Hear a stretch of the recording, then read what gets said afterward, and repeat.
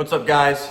Xavier from Crash Out Motorsports, and we're going to continue on with the full tilt boogie racing setup install. We prepped the IRS, we took care of the IRS bushings, those are installed. Now we're going to focus on the upper and lower control arms. This personally is the scariest part for me because drilling is involved. So we're going to go through, we're going to take our time. I'm going to show you all the small details, things that you have to do to prepare the control arms prior to putting the bushings in, and then some other small details to keep in mind to ensure a smooth install. So, don't want to do too much talking. Let's go ahead and let's get to it.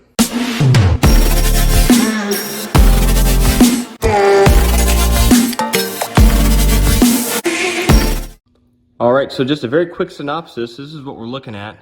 I already took care of one of them because I don't have to do all four in the video. I just wanted to show you guys a side. It's wash, rinse, repeat for every one that you do. But for the upper control arms, this is your finished product right here. We've got the fitting in. We're gonna talk about the orientation of the fittings because this one is slightly different compared to this one. So we're gonna talk about that. We've got the orientation here. We're gonna talk about the inner circle as well. These have a little weld right there that inhibits our ability to have a smooth surface when we put it into the control arm hanger. So we're gonna smooth that out, and then we're gonna clean this up here. Then we're gonna talk about punching the holes, drilling in for the Zerk fitting, and then the bushing installation. This is honestly a little simple once you get through the tedious part, which is smoothing this and this. This part honestly doesn't take that long, and there's one caveat that I'll talk about. All right, guys, so we're gonna prepare to sand this now, and what I'm using is this little grinding stone attachment hooked up to the drill.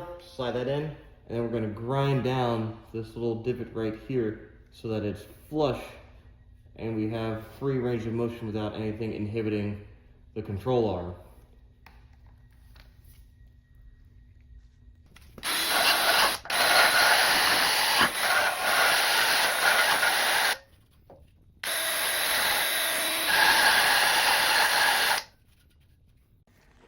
All right, so now that that's done, as you can tell, it's a lot smoother.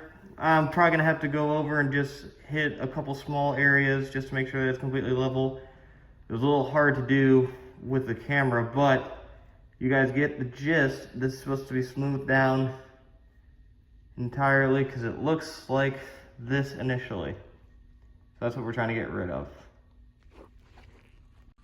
All right, and there we are. That's what it's supposed to look like. I'm not too concerned about the excess that was here. It's not going to inhibit it. There's not so much material gone that it's going to have any play. And so the next step is just you can use Scotch-Brite or steel wool. I'm using steel wool to clean these out. And once that's done, then we're going to start getting into the drilling process for the Zerk fittings. All right, now that we've sanded off the inner part of the control arms and we've used our steel wool on the inside where the bushings are going to go, now we're at my fancy smancy vise here. I have the control arm sitting. And the first thing I want to talk about is this little punch right here. So in order to determine where the punch is supposed to be for us to drill into this, you have to look at the bushing in terms of its orientation. So this is going to go in this way. And how you get to there is you simply take this with the control arm out of a vise, for example. I'll show you on the other side. You'll take this and you'll just line it up like so in the direction that it's supposed to go. And that hole should drop exactly where that little thin ridge is, because this ridge is how grease is going to get delivered into the bushing housing. So that's how we line them up on both sides. You guys will notice this side is thicker than this side. That holds true for both control arms. I measured and verified, so if they look uneven, it's just because this has a little bit more material than this side does, and that's okay. So I'm gonna go on ahead and start drilling in, let you guys see what that looks like, and then we'll get into the Zerk fitting install. So, since I don't have control oil, I do have 5W50, so I'm just gonna squirt some 5W50 on this. Put some right on my threads here, make sure they're nice and clean. Put some on my threads. This does not have to be a fast process. The control oil is there to minimize friction and reduce heat so you don't have any issues. And of course, you want to make sure that you're drilling straight down. Sorry that my head's in the way, but I have to look at this from, I like to do 2 separate sides to make sure that when this is spinning, I'm going straight down.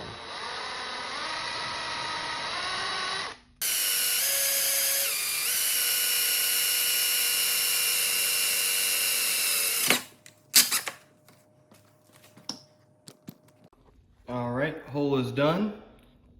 Now we're on to performing the tap portion of this so that we can begin to thread in the zerk fittings. All right, now that we're done with the drilling, we're moving on to the tapping portion of this. I purchased a manual tap just because I have never done this before, so I didn't want to mess this up with a drill. It comes with its own tap, which is M6x1. So this will give us a 6mm hole when this is all said and done. Now again, this process is not rushed. Please take your time with it because you want this to be as straight as possible. And oil is your friend to prevent having any threading issues or potentially breaking your tap. Because as Full Tilt Boogie Racing mentions, I imagine there's nothing less fun than dealing with a broken tap. So, we're gonna put this in. We're gonna make sure we're straight from 2 separate angles. Again, take your time. Check it. And then we're just gonna slowly begin to screw inward. That's what that'll look like. I'll get this done and then report back. Now, one thing I'm doing is, with Full Tilt Boogie Racing, they say don't thread this all the way through because you have to angle the 90-degree zerk fittings, but we have some straight zerk fittings that I'm using just as a test run. So as I progress through, I can see how much more thread needs to go in order to get this flush. And I'll just take it, I'll screw it in, use my little wrench, make sure that it itself is straight, because we don't want to cross thread. And then that will tell me sort of where this will fall and how much further I need to go. So it's a nice little gauge test to see how much thread needs to be made, and do this in increments. You don't have to do crazy twists. I think I counted about 7 or 8 in total. So it's just walking your way up and getting that feel to ensure that this is flat against the arm, but not so threaded to where it's not going to tighten down sufficiently at the angle that you need the 90-degree fitting to be at. All right, I'd call the fitment check about good. I do like to keep a little bit of room so that when I tighten it down for the final time with the 90-degree, whenever I get it angled and positioned properly, I know that that's good to go. So that is what we need. And now let's go ahead and let's get the 90-degree fitting on. So to prepare the fitting, I've got some permanent or red thread locker on it. And then the cap is also going to go on. You slide it on above the threads and then it'll cap over once we have it installed. All right, so now that we've got the fitting on, now the next step is to install and test the bushing. So all we're gonna do,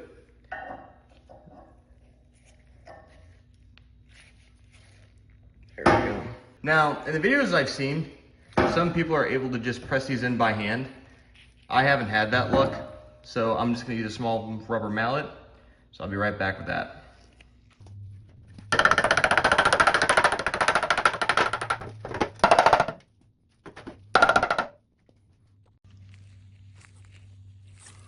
All right, guys, so we're now on to the testing phase with the zerk fitting installed.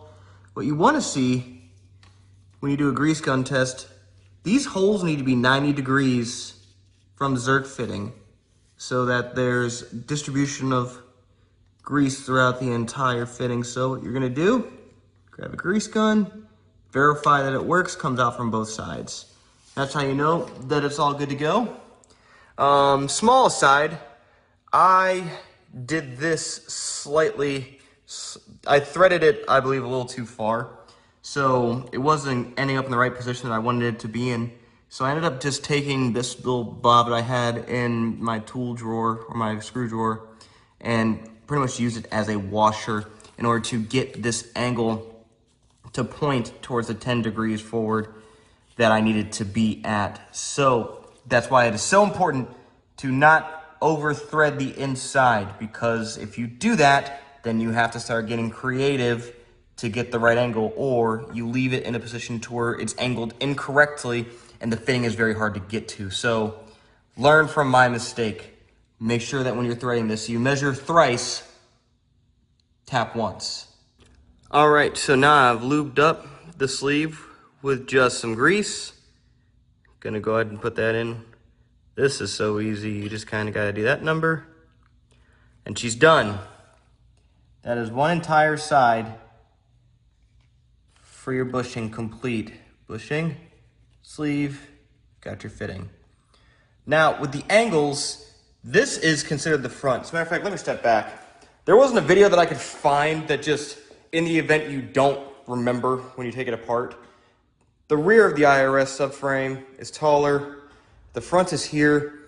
You can also confirm because there is a little R and a little L for left and right. So this is forward, and these are the orientation of your left and right control arms. You know you have them on the right side because the longer piece is the rear that connects to here.